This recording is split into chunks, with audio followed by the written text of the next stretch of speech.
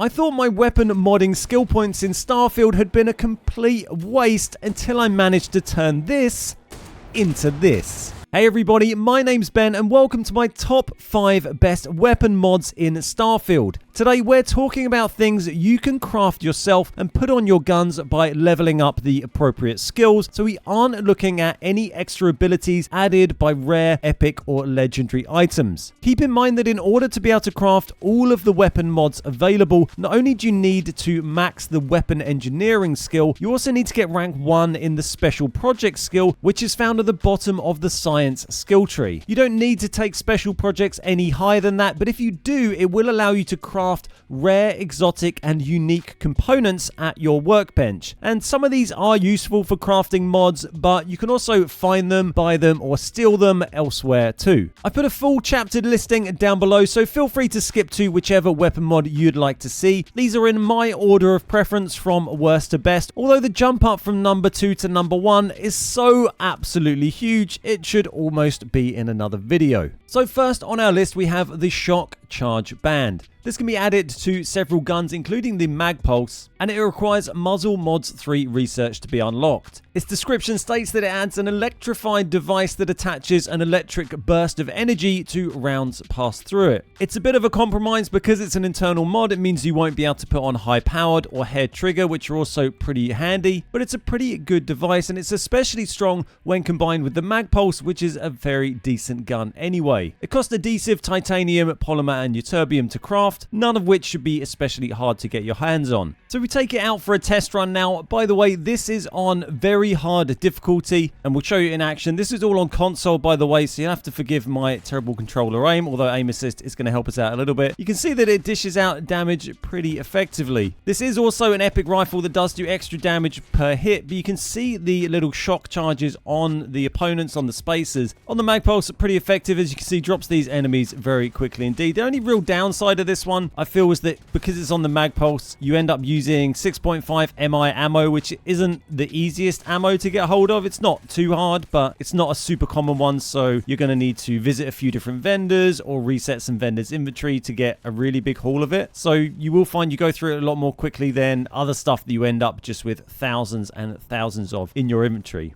And then when we're fighting a harder enemy up here, you can see it's dropping his health very quickly. Remember, this is an epic gun with an extra ability on it that does extra damage per hit, so it is doing a bit extra damage from that. But the shock effect is also useful, but you are going to have to reload a fair few times when you want to kill someone with a lot of health and armor like this. You can see by what I mean by ammo, we've gone through pretty much all the ammo I had for this just in this one little quick sweep of this area that we've gone down to 9 rounds. But it's a pretty nice mod. It's not the most super exciting thing in the world, but because mods are only available on certain guns, it's definitely worth chucking onto a Mag Pulse or a Mag Sniper if you have one. Next up, we have the Annihilator Rounds. These ones are a bit more interesting. Their description says, banned by almost every government, these rounds produce a disease-like effect that spreads to any target that gets too close. And that's pretty much what they do. They're a little bit limited in usefulness and scope, but you'll see from the footage that you do inflict that disease-like effect quite often, and it's quite visible and noticeable compared to something like the Shock Charge Band we just saw. I haven't found too many different guns that you can put this on at the moment. I found it on the Varun Inflictor, which I think is a fairly high level gun, but it can also go on the Novalite, which you can get from pretty much the beginning. You use adhesive, toxin, hypercatalyst and lead to craft this. You'll need magazine and battery mods tier 3 research completed in order to get these. So you can see the little sparkles that come off. These little particles. Sparkles is probably too nice for a word. This is the disease-like effect that you can see spreading to other enemies if they get too close to it. So you can see here it's spread from this guy. Actually spreads from them even when they're dead. So this guy here we killed, and then these two here have now got that effect on them. And it stays with them for quite a while and drains their health pretty well. I don't think I've shot these guys at all, though he has just set himself on fire, which isn't terribly smart. But you can see it's actually drained a pretty good amount of health off these two people, and so it is a little bit limited in scope, but it's kind of cool. It's a nice idea. This gun's quite fun as well, so if you do get it, it is quite nice to put on. But if you're in a particularly busy dungeon and there's a lot of people close together, then it could be pretty effective, as they all end up in clustered little areas and they're all going to get that extra damage effect on them. The downside of this, really, it's not really helping us do significant extra damage with our hits. These people are dying pretty quick, but that's mostly just because we're shooting them with a good high-powered gun rather than the disease effect. But but it is pretty fun. So now we start to get into some of the ones that I think are particularly fun. These are the Gutbuster rounds, coming in third place on our list. You need magazine and battery mods at tier 3 research unlocked in order to get these. You can stick them on your Maelstrom, and it takes adhesive, Viral, and lead. According to the game, they're nasty rounds that upon firing into an enemy explode out the back into a burst of shrapnel. So they kind of do a bit of AoE damage near enemies as you kill them. But not only that, they make the gun sound and look really cool. They're also pretty good because they go on the Maelstrom. It's a very common gun with very common ammo, the 6.5mm, which is something you're going to end up with just absolutely tons of unless you're using it all the time. And even if you are, you can buy it from vendors very easily and cheaply. There are a lot of other good magazine options for the Maelstrom that you can put on, but I do think the Gutbuster are the best. So you can see if I just fire these into the ground, you get this extra little exploding effect, and it just sounds very, very cool. If we take this up to our friendly neighborhood spaces up here, we also got this on full auto. You can make this gun semi-auto if you prefer, so it'll do much higher damage and require you to keep clicking the button. It has a high rate of fire anyway, even on semi-auto, so arguably it's going to be more effective on that. But there's something just deeply satisfying about running around shooting enemies with this Gutbuster on full auto. Is just absolutely brutal. I wish you could still put an extended mag of some sort on this with the Gutbuster, because you do tend to run out of shots reasonably quickly. It does seem to be enough to kill, you know, these sort of medium difficulty guards here. Keep in mind, this is all on very hard, so these are pretty tough. They're not right up to my level apart from the bosses. I'm at level 47 here, but we are taking them down pretty swiftly with this thing. Another nice thing about this being a magazine and battery mod is that you can put an internal mod on it, still like high powered, which we'll come to in a minute, which increases the damage of the gun even further. It's not often I really actually get in a situation where the AoE damage is doing much to other opponents. You're not often shooting people who are super close together, and that's why I haven't really touched on the penetrator rounds. That's another one you can get with some high tier research in the game. They are okay and do a bit more damage, but the idea of shooting bullets that travel through enemies and hit enemies behind them is extremely niche and not really likely to do you that much good. It's also worth noting that all of these guns, apart from the Magpulse, have just been normal guns, not epics, legendaries, or rares. Well, here's a nice opportunity to get a little bit of AoE damage. You see it's quite handy for blowing up surrounding stuff as well. The containers next to them with the flames coming out is all stuff we're kind of exploding by just hitting them with these rounds that are doing a little bit of AoE damage near the opponents. So pretty good in these kind of stations where pretty much everything explodes and fires out flames or poisonous gas, and that just leaves the lieutenant up to here to try and deal with. It is pretty effective, but you do have to reload quite a few times. See, I'm probably going to go through 3 or 4 mags just trying to kill this guy if he doesn't blow me up first. He's got so much more armor to go through. Probably the slowest of the guns we've used so far to actually kill a boss like this, but it is very effective at killing the normal enemies. And like I said, it uses such a common ammo type, you're going to be able to get it pretty easily. Although we have gone through probably nearly 400 rounds, 400 rounds just clearing those few baddies there. Admittedly, the lieutenants though, which you get more of on a very hard difficulty, are going to take quite a lot of shots. So in second place on today's top 5 list is the high-powered internal component. You need internal mods 3 in order to put this on, and this just increases the damage that your weapon does. And whilst that might not sound like the most exciting thing compared to some of the other weird things you can put on your guns, it does give you a big increase in damage, and it can be put on pretty much any gun, whereas most of the other interesting and unique mods can only go on very specific weapons. And because it's an internal component rather than a battery or magazine mod like a lot of the other interesting ones, it means you can have high powered on one of your weapons and then put something different in your magazine and battery slot. Like here we've got the flechette, the give you a bleeding effect rounds, which are pretty brutal. You could also put explosive rounds if you wanted, or a large mag, slug shots, all very good choices on this advanced pacifier that we're using here. So I've got it on this pacifier here to demonstrate to you. I particularly like using this, especially when you're on console playing on a controller and it's a bit harder to aim for headshots and stuff like that. You'll be able to see from this little demonstration just how quickly this thing can rip through enemies once it's got its damage cranked up. And because the reload's pretty good as well, you'll be able to get through big groups of enemies in pretty much no time. Just generally, I think the pacifier is a really great gun. I definitely recommend giving it a go if you've not already got one or tried modding one and making it a bit better. They are extremely useful. The ammo type's pretty easy to get hold of as well, and then once you can stick high powered on it and the bleeding effect rounds, it becomes extremely dangerous indeed. You can see some of these lower level enemies we're taking out in 1 hit as well, and even these higher ones are dropping in maybe 2 or 3 hits when I can actually manage to hit someone. Like I said though, you can stick this on pretty much any gun. It doesn't necessarily have to be on a shotgun. Could be on a pistol, a sniper, or a rifle, all sorts of different things. But it does work particularly well on something like this where you can just jack up the damage so high.